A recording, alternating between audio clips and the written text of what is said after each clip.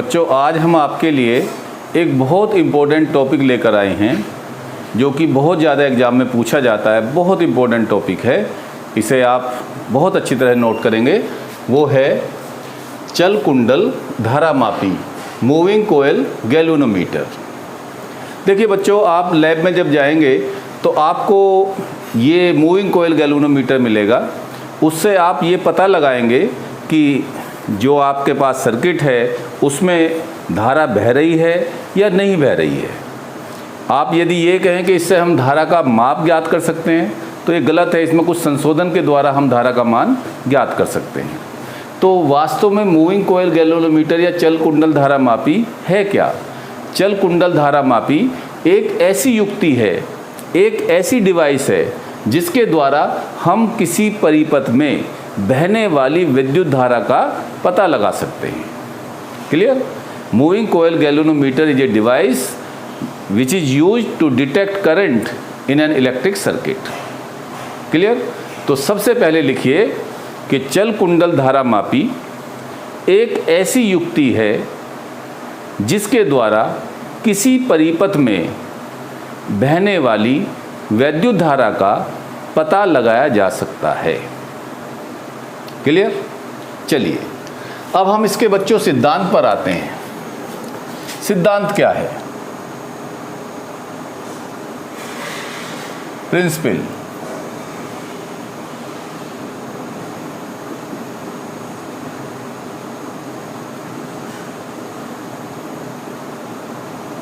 सिद्धांत क्या है?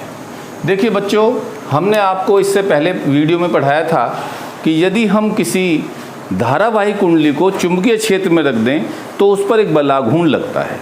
बिल्कुल इसी सिद्धांत पर यह कार्य करता है। क्लियर? तो क्या है इसका सिद्धांत? यह है वैद्युत धारा के चुंबकीय प्रभाव पर आधारित युक्ति है। यह है वैद्युत धारा के चुंबकीय प्रभाव पर आधारित युक्ति है। क्लियर? लिख लिया आपने? जब किसी धारावाही कुंडली को एक समान चुंबकीय क्षेत्र में रखा जाता है तो उस पर एक बल आघूर्ण आरोपित होता है। क्लियर? कि जब किसी कुंडली को चुंबकीय क्षेत्र में रखा जाता है तो उस पर एक बल आघूर्ण आरोपित होता है। ये बच्चों इसका सिद्धांत रहा। अब रचना देखिए, मैं आपको रचना पहले समझा देता हूँ फिर डिक्टेट करा देता हूँ। बच्चों, इसकी रचना में आप ये देख रहे हैं कि दो ये छड़ चुंबक के शक्तिशाली ध्रुव हैं, नॉर्थ पोल और साउथ पोल। ये उत्तरी ध्रुव और ये दक्षिणी ध्रुव। इनके बीच में एक आयताकार कुंडली लटकी हुई है और वो किस पर रखकर बनाई हुई है बच्चों? एक नरम लोहे के टुकड़े पर, जिसे हम क्रोड कहते हैं, इस पर रखकर एल्यूमिनियम के फ्रेम पर तांबे के तार लपेटकर बनाई हुई एक कुंडली होती है। ये कुंडली बहुत अच्छा, तो जो घोड़ा होता है उसकी गर्दन के जो बाल होते हैं सबसे अच्छा तो वो होता है इसे कुंडली को लटकाने के लिए, घोड़े की गर्दन का बाल। क्यों? उसकी ये विशेषता होती है कि बच्चों वो टूट तो जाता है लेकिन खिंचता नहीं है। क्लियर?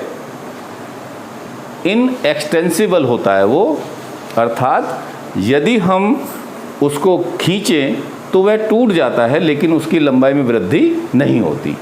इसके जैसा ही हमने एक मिश्र धातु ली, फॉस्फर, ब्रोंज, उसमें भी ये प्रत्यास्थता का गुण पाया जाता है, अर्थात उसकी लंबाई में भी नगण्य वृद्धि होती है जब उससे हम कोई वेट लटकाते हैं। तो बच्चों, ये फॉस्फर ब्रोंज की एक पत्ती होती है। इस पत्ती से हम इस कुंडली को लटकाते हैं और इससे एक समतल दर्पण जोड़ देते हैं। समतल दर्पण इससे जोड़ते हैं जिससे कि इसकी कुंडली के विक्षेप को हम पढ़ सकें। इससे एक पॉइंटर जुड़ा रहता है। आप लैब में जाकर देखेंगे तो उससे आप देखेंगे पॉइंटर भी इससे कुंडली से जुड़ा रहता है, जो हम समतल दर्पण पर देखते हैं।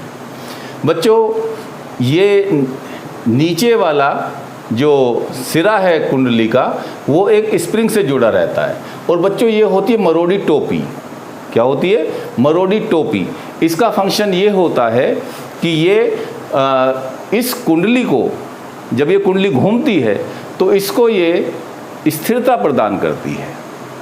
क्लियर?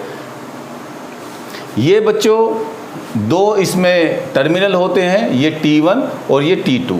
T1 से धारा इसमें प्रवेश करती है इस कुंडली में और T2 से बाहर निकलती है। क्लियर? ये इसकी रचना है।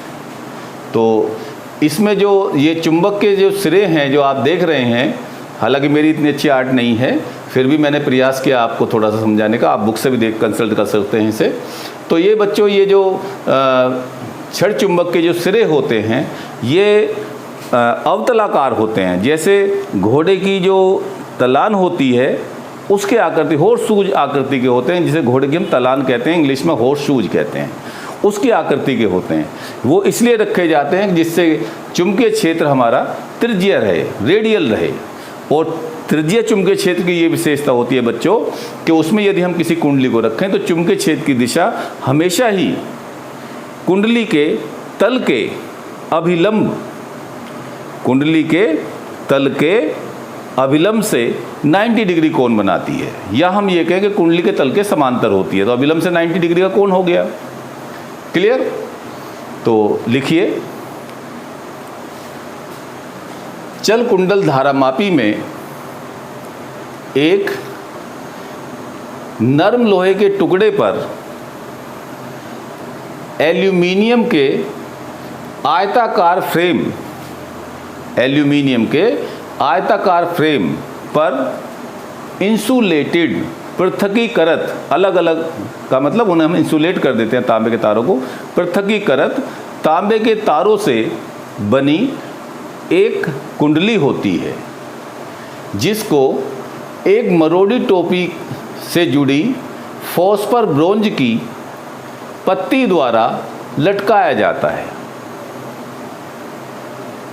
इस कुंडली के ऊपरी सिरे से एक समतल दर्पण जुड़ा होता है और यह कुंडली दो शक्तिशाली छड़ चुंबक के उत्तर दक्षिण ध्रुव के बीच में लटकी होती है जो अवतलाकार आकृति के होते हैं।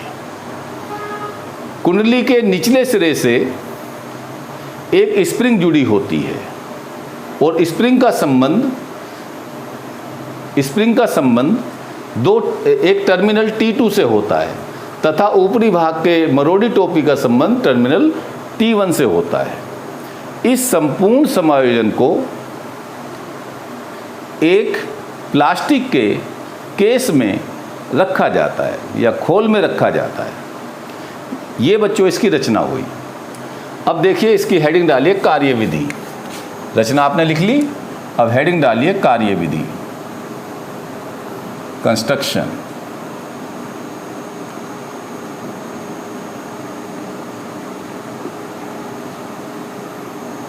कार्यविधि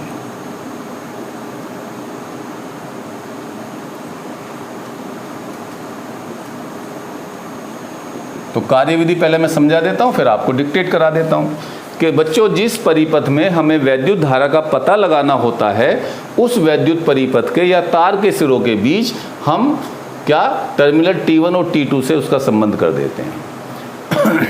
यदि तार में धारा बहती है तो वह धारा कुंडली से होकर टर्मिनल T2 से बाहर निकलती है जिससे इस कुंडली पर एक विक्षेपी बल युग्म आरोपित होता है। वो मैंने आपको बताया था, टोए बराबर बीना साइन थीटा है याद, टोए बराबर बीना साइन थीटा। अब इस केस में थीटा चूंकि हमेशा 90 डिग्री रहेगा तो टॉर्क मैक्सिमम रहेगा, तो ये बलाघूर्ण लगा। इस बलाघूर्ण के कारण ये कुंडली चुंबकीय क्षेत्र में रोटेट करने लगती है, घूमने लगती है। अब बच्चों जब ये कुंडली घूमने लगेगी तो स्प्रिंग में ऐंठन आने शुरू हो जाती है और जब स्प्रिंग में ऐंठन बल युग्म, अब जब स्प्रिंग में ऐंठन आएगी तो ऐंठन बल युग्म उत्पन्न होगा जो कुंडली के घूमने का विरोध करेगा। और जब कुंडली में ऐंठन बल युग्म का आघूर्ण कुंडली पर लगने वाले विक्षेपक बलाघूर्ण जो इसे घुमाता है उसके बराबर हो जाता है तो कुंडली स्थिर हो जाती है, जिससे उससे जुड़ा पॉइंटर संकेतक भी एक निश्चित कोण पर क्या हो जाता है, स्थिर हो जाता है। क्लियर? उस कोण को देखकर हम ये पता लगा लेते हैं कि परिपथ में धारा बह रही है या नहीं। यदि विक्षेपण कोण 0 है तो धारा नहीं बह रही, यदि विक्षेपण कोण है तो धारा बह रही है। अब जितना ज़्यादा विक्षेपण कोण उतना ही ज़्यादा उसमें धारा प्रवाहित होती है। वो मैं अब आपको मैथमेटिकली प्रूव करूँगा। तो समझ में आ गया होगा आपको। लिखिए कार्यविधि, लिखिए। जब धारा मापी को किसी परिपथ के सिरों से टर्मिनल T1 और T2 की सहायता से जोड़ा जाता है तो कुंडली में टर्मिनल T1 से होकर धारा बहने लगती है। चूंकि कुंडली चुंबकीय क्षेत्र में स्थित है, इसलिए कुंडली पर एक विक्षेपक बल युग्म आरोपित होता है, जिससे कुंडली पर बल आघूर्ण आरोपित होता है और कुंडली इस त्रिज्यीय चुंबकीय क्षेत्र में घूमने लगती है। तब कुंडली पर विक्षेपक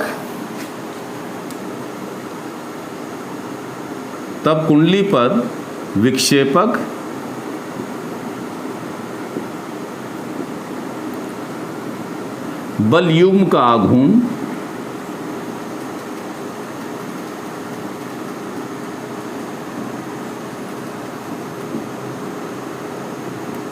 तो लिखिए बच्चों, टॉय बराबर बीना sine theta, BINA sine theta. ये मैंने आपको प्रूव कराया था लास्ट वीडियो में। चूंकि कुंडली की चूंकि चुंबकीय क्षेत्र त्रिज्य है, रेडियल है,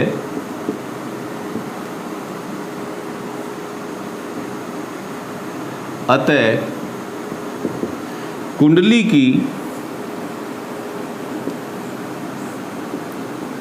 प्रत्येक स्थिति के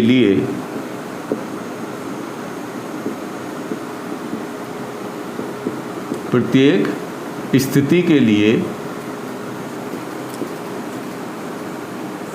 आप लिख सकते हैं थीटा बराबर 90 डिग्री। तब टॉय बराबर बीना, BINA, इक्वेशन नंबर 1। ठीक है, नेक्स्ट लाइन से लिखिए। जैसे कुंडली चुंबकीय क्षेत्र में घूमने लगती है, वैसे वैसे कुंडली से जुड़े स्प्रिंग में ऐंठन बल उत्पन्न होता है, जो कुंडली के घूमने का विरोध करता है। और जब कुंडली पर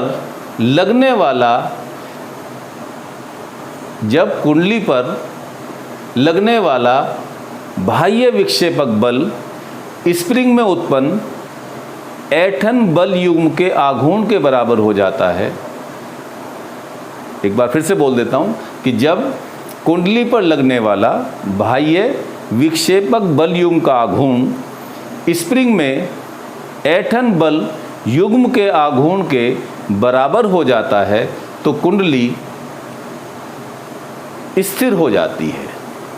यदि कुंडली अपनी प्रारंभिक स्थिति से फाई कोण पर, कितने कोण पर? फाई कोण पर घूमने के बाद स्थिर हो, तब ऐंठन बल युग्म का आघूर्ण, ऐंठन बल युग्म का आघूर्ण,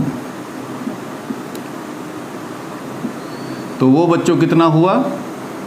आप लिख लीजिए, टॉय डैश बराबर C5, जहां C एक नियतांक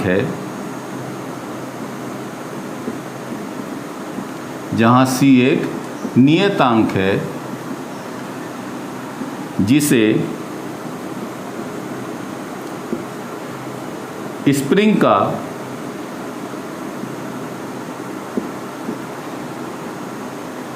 ऐंठन नियतांक कहते हैं। ऐंठन नियतांक या स्प्रिंग नियतांक कहते हैं, एक ही बात है।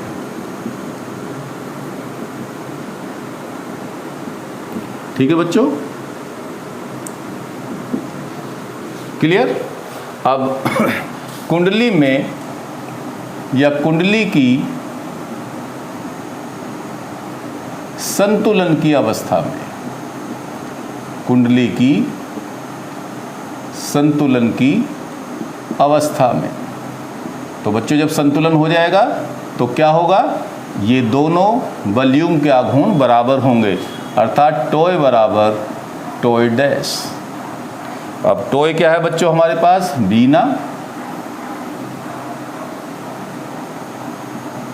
और टोय डैश क्या है, C5, या I बराबर C/B NA इंटू 5, या I बराबर G5, जहां G बराबर क्या है बच्चों, C/BNA बना, C/बना एक नियतांक है,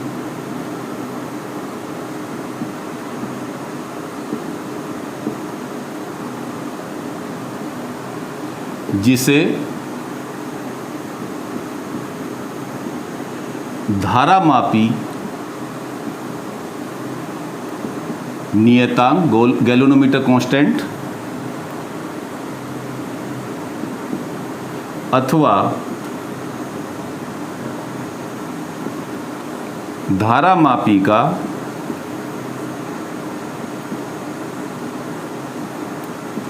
प्रतिरोध कहते हैं।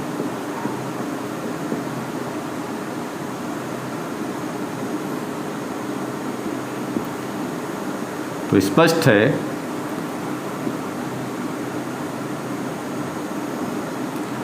क्या, I समानुपाती फाई। तो क्लियर हो गया बच्चों, जितना ज़्यादा विक्षेप उत्पन्न होगा कुंडली में उतना ही ज़्यादा परिपथ में बहने वाली धारा होगी। अब बच्चों ये था हमारा चल कुंडल धारामापी।